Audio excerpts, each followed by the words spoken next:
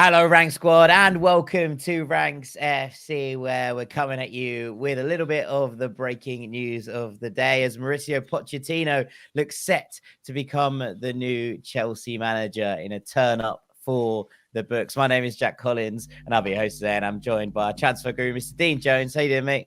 Hello, mate. Yep, all good, mate. Yeah, all good. And, of course, our rank god, Mr. Sam Tai. How you doing? How come he gets introduced first this week? Yeah, well, I thought he was the man coming with the breaking news, so I thought we'd go to Dean first, and then you'd get to have a little analysis on it. So, sometimes we're just mixing it up, Off to a bad start for me. Okay, alrighty, right, DJ. What can you tell us? Mauricio Pochettino is reported to be close to signing as the new Chelsea manager. I don't think it wasn't coming. It's not one of those things you're like, wow, that's completely out of the blue. But there was a part of me that thought, nah, he won't take that. This is a man that, has always said that he'd never take the Barcelona job because of his links to Espanyol, because he doesn't feel the same loyalty to Tottenham Hotspur.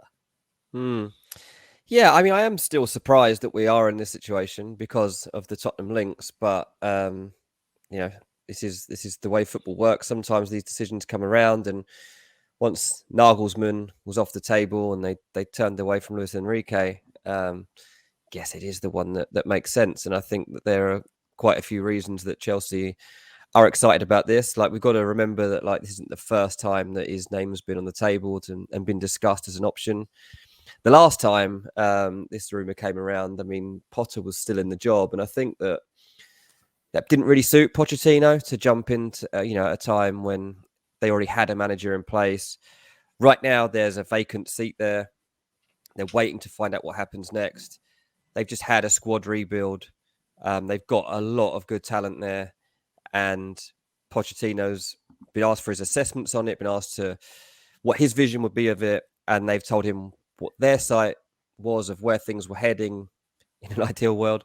And I'm told that the two married up pretty well, that everything seemed to make sense. And actually, Chelsea had some respect for the fact that Pochettino didn't just jump into it last time, but he did calm their nerves over, why wouldn't have been interested in this job before, but he was now. It was basically, well, there's a job there for me right now. I can actually see it. I can see now how this opens up for me, and I can see the project clearly. So, this is a man that obviously burned in his last job at PSG. He's taken some time out since then, not rushed into any of the other jobs that he's been linked to, which is, again, admirable maybe. It's been quite a long time. We'll let Sam dig into that in a minute. But also from a Tottenham point of view, from a Chelsea point of view, I'm going to do that. I keep doing that. Every time I talk about Pochettino, I keep saying Tottenham instead of Chelsea. This is going to take a while to get out of my system. But from a Chelsea point of view, they'll think, okay, we obviously can't carry on the spending spree, right? We have spent a lot of money. We haven't got value for that yet. But look at what Pochettino's done in the past, particularly at Tottenham. He didn't have money to spend at Tottenham. He had to deal with what he had in front of him. And he dealt very well with it, to get to a Champions League final the way he did. And his worry at the end of the Tottenham was I don't see the vision. I don't see where this is going. And it's been proven to be true. They haven't strengthened properly and the places weren't there. Chelsea, that's not going to be the case. The ambition is matched.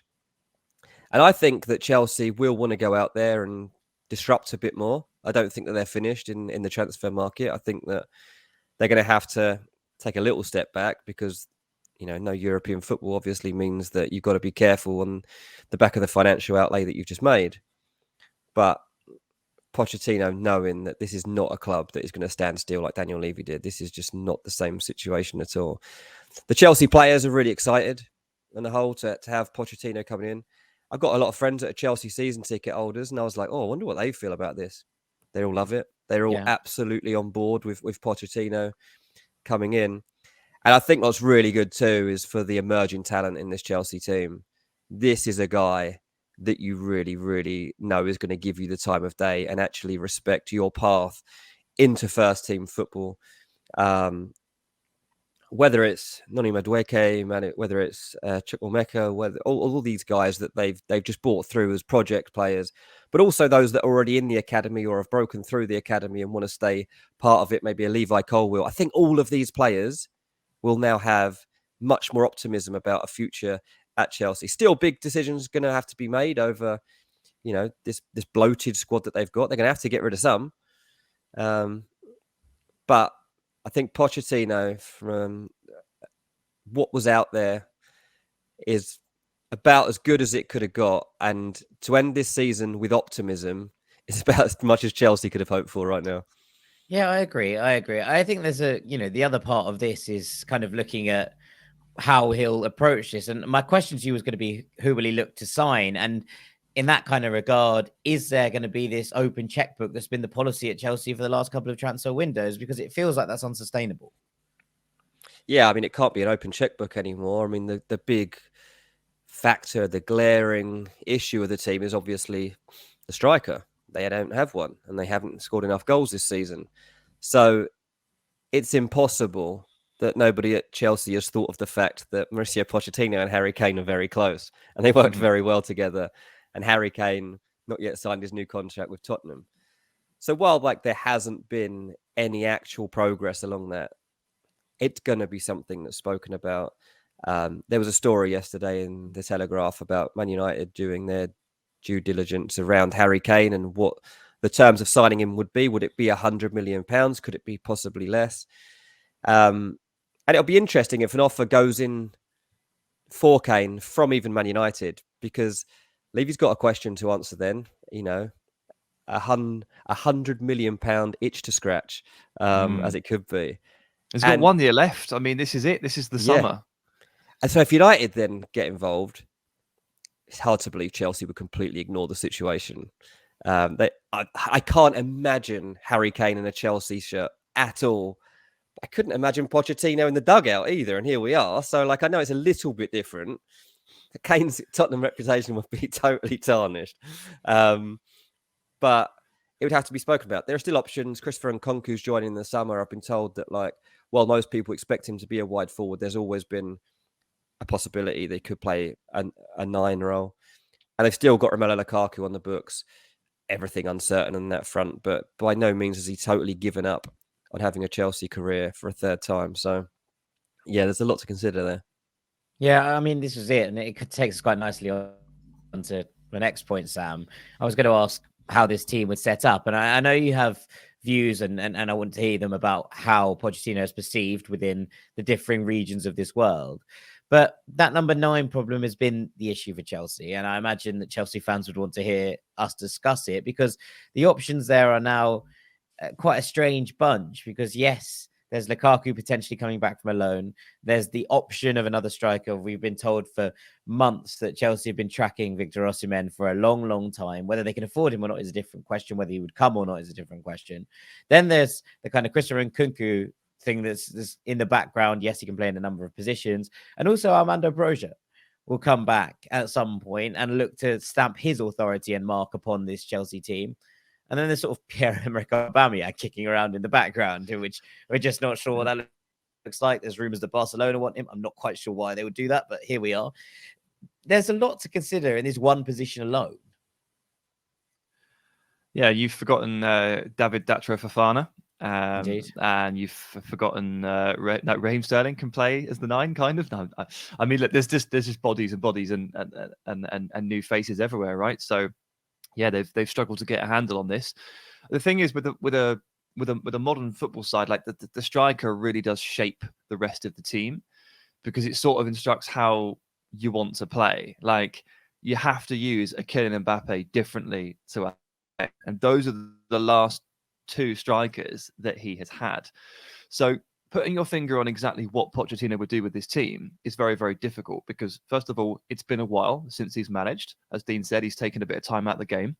I'd love to know what he's learned and what he's reflected on there. But it also means that you're sort of scratching the back of your head and trying to find those further reaches of your brain. How did Pochettino's teams used to set up? It's been a little while. In the Premier League, in particular, he has generally loved the 4-2-3-1 formation, and it's generally worked wonders. At Tottenham and at Saints, he produced a really, really good, energetic, high-pressing team with a good focal point striker and then a support striker, like a floating player just off him. So maybe not like a number 10, but more like an actual second striker. So this was Dele Alli at Tottenham. And I mean, maybe genuinely that's Raheem Sterling, but Raheem Sterling can obviously stretch the pitch wide as well. Or is Christopher the hallmark, Nkunku, which would be my immediate thought. Or it's Nkunku for sure, who is a brilliant second striker. I mean, we've been watching him play off a big man at Leipzig, playing off Andre Silva brilliantly. So that's an option there. But then there's a part of me that's like, well, hang on a minute. Look at Mason Mount, who would presumably love Pochettino. He would probably get Mason Mount back to what he is best at. He is that kind of counter-pressing number 10, the very tactically intelligent, highly energetic player, also chip in with goals and assists. Pochettino used his 10 slightly wider at Tottenham. He used 4-2-3-1, played Dele in the middle, and then he used to use Eriksen just off the right flank or the left flank. And then he'd have the fullbacks bombing forward. And do you remember when he joined PSG, we were like, they need to get him some new fullbacks, man. These fullbacks aren't going to work. Like whatever they had at the time, Juan Bernat and Kurzawa or whatever it was, we were like, get this man some proper fullbacks. And, he'd just come from a situation where he had, Kyle Walker, Danny Rose. Before that, he was the making of Luke Shaw at Southampton. He was the one that gave him his first full season and built the team around Luke Shaw, traveling up the pitch with the ball. So again, I'm looking at this Chelsea team. I'm thinking they've got Mason Mount. Fantastic, absolutely perfect for Pochettino. They've got someone like Nkunku, maybe, who can be that second, like Dele Alli-like presence. They've got a really good midfield core of Enzo Fernandez and Kante, if it's fit. And then the fullbacks, like Ben Chilwell and Reece James, is an absolute dream for a manager like Mauricio Pochettino. Probably need to figure a few things out in goal and up front. And maybe there's a conversation to be had at centre-back as well. Thiago Silva keeps carrying on. He's absolutely amazing, but they've got a lot of centre-backs. And if they move full-time to a back four, could they push on with Badiashile and Fofana or something? I don't know.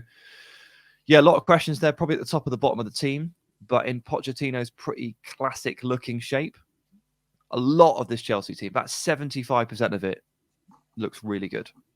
Yeah. I mean, I'd like to take it on to kind of what Poch's reputation looks like these days, because it's a very different thing depending on whether you're looking at him from a perspective of the Premier League or a Ligue 1 perspective, Sam. Yeah, I mean, I was doing some reading around the end of PSG this morning, just before we came on to talk about this, just to refresh my memory a bit. And some of the articles I read, and they're from very reputable sources and very good journalists, there were words like embarrassment and failure used. Those are some of the words that were used to describe his tenure, which, I mean, I guess, if you lose the title to Lille, and you do what they did against Real Madrid in the Champions League, the ridiculous late collapse, and there was a stretch in which I think he failed to win a lot of away games, and he didn't win away at any of the top 9 teams in Liga, something like that. So nothing was perfect, absolutely nothing. And there's a prevailing theory that he got by on Mbappe's brilliance and just bailing him out of situations. So his reputation in France, despite stepping in as an esteemed coach and having captained PSG about 2 decades beforehand, so having that feel for the club, he's not come out of it very well. And his reputation in England could not be more different. Like, I think we've all come to appreciate, even more so later on down the line, what a genius job he did at Tottenham. And that's not to say that anyone was saying that he was overrated or average at Tottenham in the first place, but watching like Jose Mourinho and Antonio Conte struggle to get anywhere close to where he was and then unceremoniously leave, it only makes you appreciate Pochettino even more for what he was able to do working under Daniel Levy, working with those spending restraints. So, I mean, I'm pretty sure that everyone in England should be buzzing to see Pochettino back. And I'm not surprised that Chelsea fans are more than happy to see him potentially take the reins. But the reputation between England and France, it could barely be more different. Yeah, it's an interesting one. It's interesting, and it's an interesting thing you mentioned Spurs there, because I kind of wanted to take it onto this as the final point here. What are Spurs feeling right now? Because this is a side who have just sacked an interim manager. They've appointed an interim to the interim in Ryan Mason taking over from Christian Stellini. We're looking at a club that, in the midst of a season where Liverpool have really struggled, where Chelsea have been at points a laughing stock, it still is quite incredible that Tottenham managed to be the most dramatically sad team in the country. And that sounds like an exaggeration considering that they're fifth in the league. And I know there's been a little bit of backlash about like, oh, how bad can it be when you're fifth in the league? But there are moments here where you're looking at them and going, what is going on in there? And the fact that Levy decided he didn't want to talk to Pochettino, Dean, and now he's looking across or down the road to the King's Road and seeing Chelsea set to appoint their former manager, the man that's brought them to the closest point to glory that we've seen for Spurs in some time. What must Levy be thinking about this? And what must Spurs fans be thinking? Yeah, I mean, he'd obviously be a little nervous, Daniel Levy, about the fact that Chelsea have gone down this route, and wary of the fact that like he could be very successful with that group of players and the backing that he's got and the ambition that club have got. So, yeah, could be an egg on the face moment. But all he can really do is make sure that he at least matches this appointment, potentially even betters it. Like, he's got to make sure that he's got 2 jobs available at the moment, and both of them have to be filled. Obviously, Paratici's not involved now, and that means that if Tottenham are going to look to evolve further and get like that other sporting director type person come in, that person's got to be right to go with whatever manager is coming in. And at least those 2 roles are available now at the same time, so that you can marry the 2 up and make sure that their visions would fit each other. The problem that they had coming into the manager search previously was that, Pochettino would have wanted a more overarching ownership of team affairs and big decisions. And that was difficult if Paratici was going to be there, because it's kind of his remit, a lot of that stuff that Pochettino would have wanted to get involved in. And ultimately, that's why Tottenham were having to kind of be a bit more open-minded than to go to him.